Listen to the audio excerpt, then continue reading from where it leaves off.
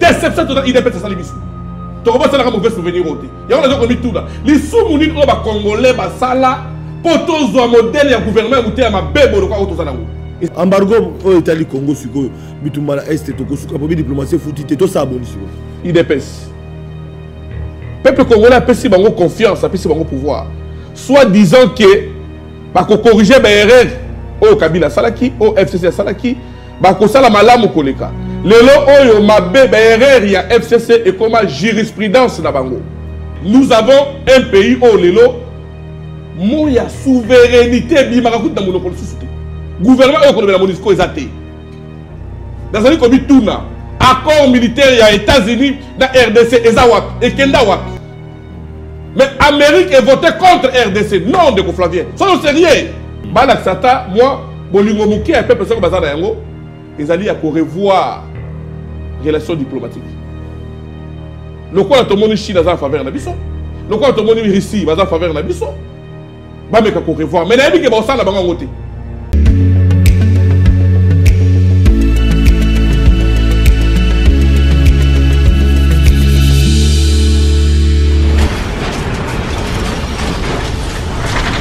Ma mission TV, le miroir du monde. Mbote na bande konanga mbote na bakongomani, mbote na baimboka bolingaka Congo et Kolomboka na bino. Embargo ezako continue tolobi bande ko balandi tokokende wapi tokosuka wapi. Situation à l'est de la République démocratique du Congo est inquiétante et puis mapinga bakobunda kasi tokosuka wapi sengeto solola mokonza mboka avec liboso ya ba politique le 30 juin atalisaki makanisi na pour na Congo ya lobby.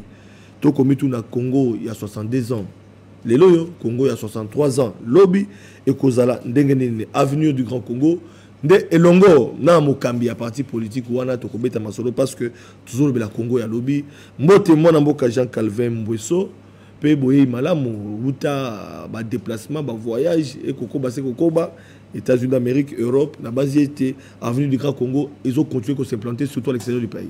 Merci mon mboka Flavien, ndengo uti koloba tozali ko sala politique oyo to sengeli koyeba lobby na sepeli parce que o épinglé que avenir du Grand Congo. Avenir na biso ezo banda liboso pona ko revoir passif et politique en mboka na biso. Ajeko azo mission wana pona koyeba ko ajuster yango na actif politique pona ko bongisa pour atteindre l'avenir fructueuse ya mboka na biso. Nde yango wana mukumba ya Jeko, c'est vrai dans qui libanda mboka na tamboli bisiki belé ko bosala te Jeko ezali parti socialiste. Il a fallu que mon appel parti mosusu ya libanda pour le partenariat auto za la bateau te toli ko sala kaka politique pour na qui ça non. Jeko eza parti ezali actuellement connu à niveau international. Dans la partie haute, il y a des gens qui parce que tout ça, la politique, et on va y aller au Canada, mais ça, la politique, il y a doctrine. Il y a un soubassement, la décision, la proposition, la et ils allaient qu'on a qui lobby, ceux qui va passer à Jeko, responsabilité à mon aîné, à ça, la mingi à Koleka, au Batouanima quitté, pour répondre directement à la position du peuple congolais. Voilà, avenue du Grand Congo. Pas plus tard. Mokolo Lekiawa, parce que les Batouba Kolanda yo en direct na plateau Nabiso. République démocratique du Congo a koko basé n'embargo. Est-ce que tu veux que le bail était Congo Nabiso et koko baka na pasi comme on a osé au Salemana est la République démocratique du Congo. Aux alliés président à venir du Grand Congo, oko kansani ni pona Congo ya lobby comme on a osé au Salem. Ils ont monté ma pasi parce que ils allaient moment où était que Mboka Nanga ils allaient toucher. La vérité est têtue. Au moni embargo oyo. La kotama ina monokoté pour confirmer qu'ils allaient confirmer trahison.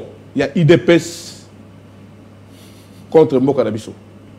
Parce que bango va mettre qui Kagame Mbote awa, beteli baboko. Babenga qui est frère IDPS. Peuple congolais a pesi bango confiance, a pesi bango pouvoir. Soit disant que bako corriger ba erreur au Kabila Salaki, au FCC Salaki, bako sala malamu koleka. Lelo oyo mabe ba erreur ya FCC et comme jurisprudence na bango. Mais malamu ya FCC boma yango ba efasa yango. Mais baza ko violer même principe ya continuité de l'État. Continuité de l'État ngolo baboué. Ya malamu bo continuer, ya mabe bo corriger. Ils ont dit haute trahison pour la IDPS. Au-delà de escroquer le peuple congolais rame. Parce que pendant 18 ans, Kabila a géré Mboka Oyo, a escroqué le peuple congolais à 1000 frontés. Mais beaucoup de diplomatie, il y a 550 000 voyages. Voilà ce que même Bissolelo.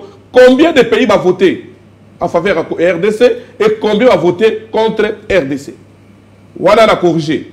Mais la carte, il a repris sa solution. Interpeller la diplomatie wana ozolo ba ki ba voyage belé ba 500 voyages au Koloba mais eboti mbuma relique ya Lumumba izongi Kabila a réussi en côté Mobutu a réussi en côté omoni couple royal Philippe Robert auto ko ya awa gagner temps parce que ton ami Mukiela na ko bisa OK mbuma moko eboti ezalité oh na ba voyage nous le vrai nationaliste tu veux que oh ya ki na Lumumba ti tu veux que ça théâtre nazo respecter liwa Lumumba un jour tu connais Lumumba ya solo. Ah bon? Oui. Tu connais Lumumba ya solo. Tu connais Lumumba ya solo. Puisque Lumumba va bomber acide. Pour biso to le Lumumba, tango roi wana yaki, fallait ba le kisaeli liboso statue Lumumba aguma ba senga pardon. Kolela Lumumba yango wana. C'est pas que bon moni roi azali ko ya bolongo li statue ya Lumumba, bozeli roi zongi bozongi statue. Non. Ça c'est saboter les nationalistes. Papa, en politique, il faut le connaître le pourquoi de chaque chose. Biso toza na miso ba to susu bazo monate. Pour na nini tango roi yeba longo li statue Lumumba. Roi tikali ko senga pardon te la loi Lumumba. Ma parité bas esquisse. Parlons français quand même. Le pardon n'a pas na poids même. Et ça na poids mon côté. Et ça na poids mon côté. La diplomatie fouti pour roi regretter. Et ça na poids mon côté. Et ça na poids mon côté d'excuse papa. Lumumba na biso heureusement oyo baboma ya bango pour na biso Lumumba est en vie ti le Lumumba kufati voilà parce que Jean Calvin va na biso na awa aza Lumumba Joseph Kabila Kabange aza Lumumba donc Lumumba est encore en vie oyo baboma ya bango ya biso aza en vie oyo basali biso toza na respect Lumumba à vie. Alors toko basiko na mutuna ya embargo ngako chité wana mais obili kamwa ya Kabila za Lumumba mukoni boko kabona poto mona bato mususu na FCC basi bakinda ajeko eko kabona na Kabila mukoni toza pe ko kabona bino ndeko Flavien yeba yango passant kaka yeba yango lo konaza koloba que soki Kabila akoki ko se comporter le kola ba politicien ceux qui alignent, qui respecter les trois principes sacro-saints de la politique. Conquérir le pouvoir, l'exercer et le conserver jusqu'au plus longtemps possible. Mais les autres sont alternance dans Mboka Ote. Tu as dit que Kabila a Lumumba. Kabila a sali preuve, il y a qui homme d'État. A-t-il qui principe politique a préféré qu'on se comporte comme un homme d'État. C'est une option. Oh, il y a levé. À l'objet, je suis un homme d'État, je dois alterner. Après cette alternance. Dans une son Lumumba a koufaté. Pour la biso Lumumba est en vie. Kabila est là. Voilà, Tokoba. Alors, embargo au Italie, Congo, Suko, Bitumala Est, Toko, Suka, pour diplomatie foutite, tout ça abonné sur. Et là, quand on s'est dit que ça là, à l'interne, n'a moi mis quelques jours, Batikali Nango, parce que tu as autant de dès quelques jours, pour 2023, oui, Batikali oui, à Jeko, tout ça pouvoir na biso. Dans quelques mois, tu as autant de Bikolo. Alors, dans Mikolo, parce que tu as une seconde. Jamais. Sauf pour le transition sans Tshisekedi. Tu as une seconde. Même une seconde. Et Kozalate.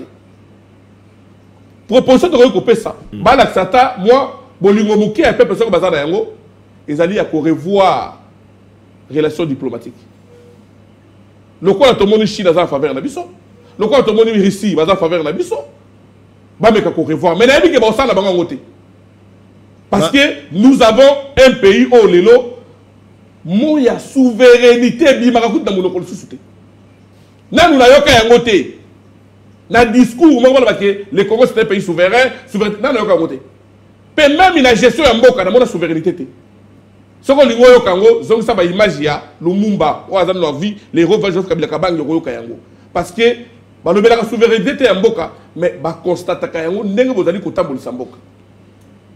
pour dengue au lelo aux allez comme on a beaucoup qui de Flavien na monter ma passe au-delà il y a que escroquer peuple congolais mbongo ya ram makile comme au quotidien sans solution tous allez causer la solution to ka babotoli tous allez batona minduki asika mais bozo ko koloba monter pour la MONUSCO gouvernement au koloba la MONUSCO ezate dans allez comme tuna accord militaire il y a États-Unis na RDC ezawap et kenda wap.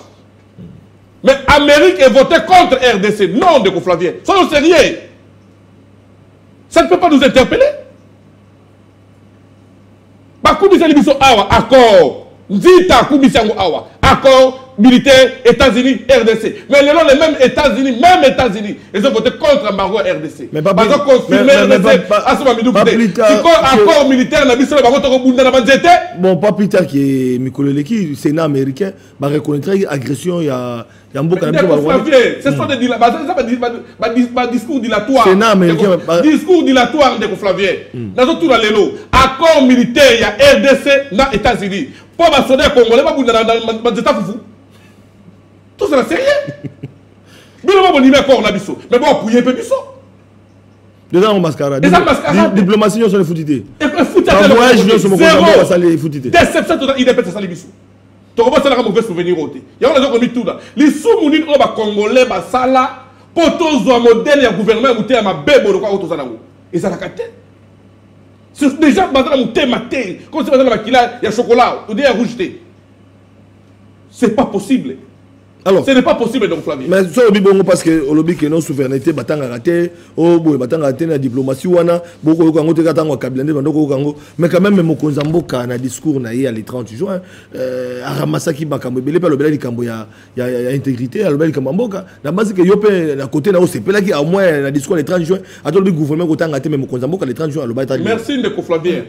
Vraiment, dans la position pour cette émission, dans on a évité, mais il y a une question de Matundu. Ndeko Flavien. Les Congolais, ils ont besoin d'un gouvernement, d'un discours, d'un promesse.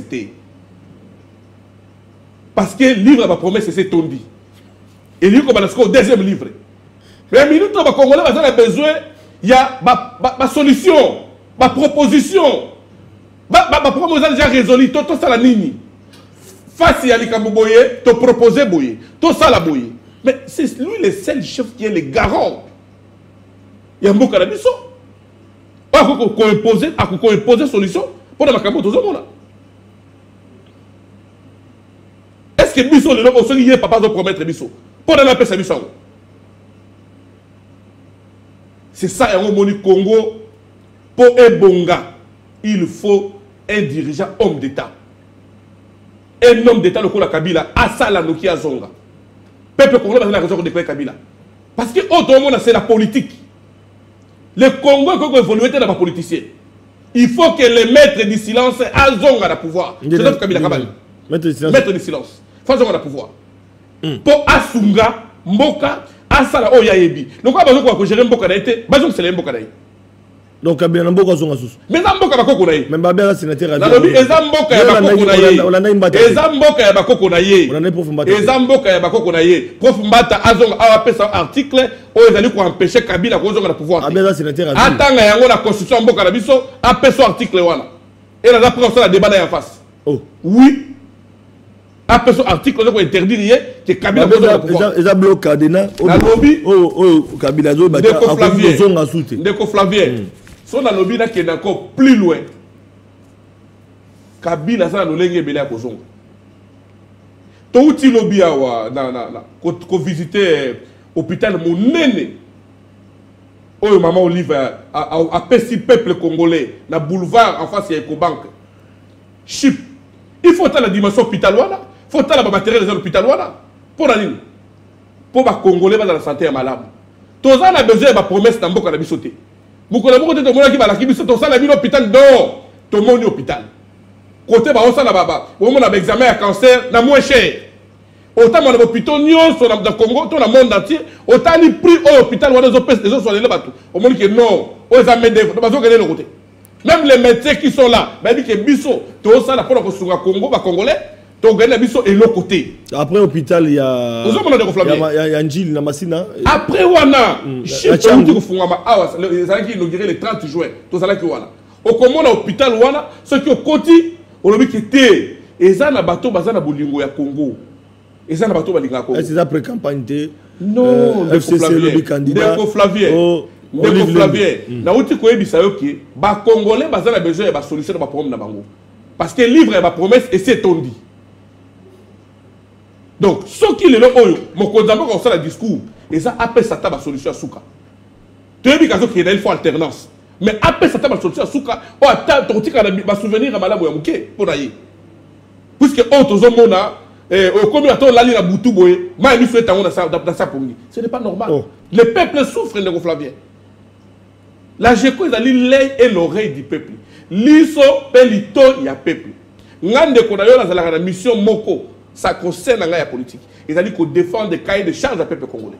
Na cahier de charge na uzanga utunu mutunu ante parce que uzala quitté awa na komi mona tango uzaka président parti politique moko likambo ya est likambo ya bitumba na est au proposa ka construction ya mur to monaka botambolaka bosalaka city à l'époque mais les lopé il y a des politiques qui ont proposé makambo yo lobaka na eloko wana ya construction ya mur. Est-ce que tango landaki on a musika lobaki ngai Jean Calvin Bosso babinga makanité ya mibale il y a aussi un parti politique au pas comme kokoma l'oreille du peuple. Est-ce que toujours que na campagne électorale toujours que déjà na élection tango komona que parti politique na yo ba créneau na bino ezala ba to ba okina compétition ba mandi ko yiba yo pe na makanisi la lingi na yo réaction na pona na tuna o réagir ba to Hollande Ndeko Flavien kozala nationaliste to kozala un homme d'état ba décréta ka yango te ba constata ka yango homme d'état ezali muto apesa ka makanisi ya malamu pona mboka ba question azoko répondre ba question o ezali ko tungisa politique ya mboka na ye. Mais ce qui est là, il va trouver na makanisi nazali ko pesa na uté côté le maawa pona makambu ya Rwanda na sengi to ko kuta liboso ya Rwanda a GECO na stoke liboso ya Rwanda omoni ba salement mascarade ko suspendre ba vol ya Rwanda et loko o ezali ko sepelisa biso ezali ndenge makanisi to ali ko pesa ezali ko tambola ko landisama oyo peuple azali ko linga na ko sala teke na ko biloko la vedette non naza fier na mona bato ba consommer makanisi ezali ko ute pa na ngai tant que patriote. Parce que but dans la politique yango. S'il faut m'évaluer, évaluer carrière politique nanga, ezali yango wana. Aloba nini asala nini. Tout ça la politique pour pesa makanisi. Ah bato ba ça la pour na ventre, pour na libumu, bazo continuer pour ça la pour na ventre. To ke na suka o ça politique on pesa makanisi, kasi to ke na mapona mikala mingi te. Est-ce que le loyo Joseph Kabila a GECO beaucoup dans discours que lobi na mapona mi voilà bon voter boye pour na makanisi, pour na Joseph Kabila bien que sénateur a vu ça sera encore un débat sur Ozonga.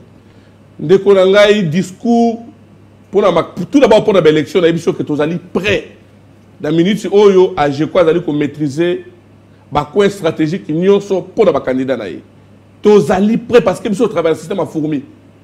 Tu as dit que les élections c'est une obligation pour la biso. On n'a pas droit à l'erreur pour l'élection. Bien que le calendrier électoral, on n'a pas droit à l'erreur. De route déjà. Papa, Atabazu ma famille, Atabazu ma famille biologique, Atabazu ma famille biologique, bah tiens bon on a saigné. Le gars va tourner si saigné on est en opposition on a tokoleka. Y'a mon embêtement. Nous expliquer la biso. Oui. Fait de route il y a saigné déjà na octobre 2021, Tito comme en juin 2022, et c'est là qui cartographie, il y a ma ponami, et il fallait déjà partir en octobre 2021, à 2023, identification, et bandit, déjà tout comme on a retard, bien que volontaire à saigner, mais retard, il y a un calendrier à saigner, il y a 8 à 9 mois. Est-ce qu'on pense qu'on a des répercussions, donc glissement ça là? Ndeko nangai seni moto aza na base ya makamwana ko répondre na la responsabilité na ye biso to lobby boyi voilà pour terminer tozali kozela ba élection soki ba lekisi ata une seconde to kobenga na bango na pouvoir biso to kozo pouvoir parce que ezali pouvoir ya ba congolais c'est le peuple qui est souverain le peuple ne après ça ka pouvoir peuple na zwa ka yango opposition intimidara Kabila pe ça mangate to koki ko accorder bango lisota Félix na yebi ke bo accorder bango ata mukolo moko te pour ba continuer ko escroquer biso mbongo lo kabela ko escroquer biso na ram non oyebi ke ram ezo continuer ko biso mbongo bino ba congolais bo bosana no facilement ba de ko nanga bo limbisa na linga Congo mingi mais tout le monde ça facilement avec Salamaki lobby. Les gens besoin d'union salité, mais bon, ça dit que à l'époque, il y a papa la biso Mosengo père à son âme, union salité pé de caca. À l'époque à Mobutu. Ils ont les gens ont dit miango. Donc ceux qui disent que les qui dans mois 4, 5 mois, 6 mois après, Congo la bossali. Yango biso avec le grand Congo, tu vas trouver l'œil et l'oreille du peuple. Tous za pona kolande la makambouana. Ndeko Flavien. Tous ceux qui ont une élection, tous allez prêts pour l'élection. Ata baton d'ici ma famille la bango biologique, na seni. Ata baton d'ici partout. Nous allons gagner les élections et tout le monde à côté, tous autres deuxième alternance. Avec qui comme candidat? Candidat Bazébélé. Candidat potentiel, Joseph Kabila Kabang, héros vivant, l'homme du silence, les maîtres du silence. Pour ceux qui peuvent bloquer la constitution. Les maîtres du silence. Sénateur Avi Azungité. Les maîtres du silence est là. Merci beaucoup Jacques Calvin Bouessou avec Sengo Mingi ya ko partager plateau ngana yo mokwelo pour na kolobela mingi diplomatie embargo et pays et ko continuer c'est ko continuer to ko taper Congo alobi ningi zali ko kende to tondi obotondi. Merci mingi mwana mboka. Voilà bandeko balandi tokutani mokola lobi mokolo koya na invité mususu pour na ko beta masolo à Congo to komi na suka pe to tondi bino mususu botondi tokutana bino na mikolo koya na ba invité mususu pe na invité mususu pour na ko solola o Italie Congo mboka na biso matondo.